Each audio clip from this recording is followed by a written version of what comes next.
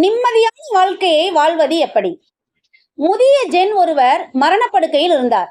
இன்று மாலைக்குள் இறந்து விடுவேன் என்று தன் சீடர்களிடம் தெரிவித்து விட்டார். இதை கேள்விப்பட்ட அவர் நண்பர்கள் பலரும் சிஷ்யர்களும் ஆசிரமத்தை வந்தடைந்தனர். மூத்த சீடர் ஒருவர் திடீரென கடைவீதிக்கு புறப்பட்டார். ஏய், என்ன மடத்தனம் பண்ணுகிறாய்? குரு மரணப்படுக்கையில் கிடக்கும் போது அப்படி என்ன அவசரமாக வாங்க வேண்டியிருக்கு என்றனர் மற்றவர்கள். மூத்த சீடர், குருநாதருக்கு நாவல் பழம் என்றால் அத்தனை பிரியம், அதை வாங்கத்தான் போகிறேன் என்று சொல்லிவிட்டு கிளம்பினார். எல்லோரும் கவலையோடு இருந்தனர். குரு கண்களை திறப்பதும் யாரையோ தேடுவதும் பின் மூடிக்கொள்வதுமாக இருந்தார். மூத்த சீடர் வந்ததும், வந்துவிட்டாயா, எங்கே நாவல் பழம் என்றார்.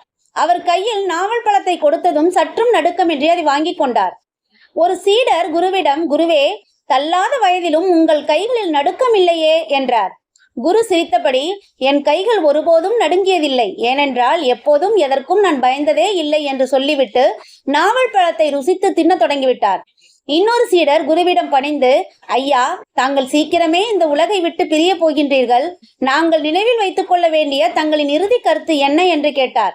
குரு சிரித்தபடி, இந்த நாவல் பழம் என்ன அருமையான சுவையுள்ளதாக இருக்கிறது என்று சொல்லிவிட்டு இருந்து மூச்சை நிறுத்திவிட்டார்.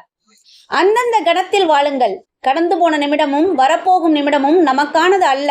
இன்று இப்போது மட்டுமே நிஜம்.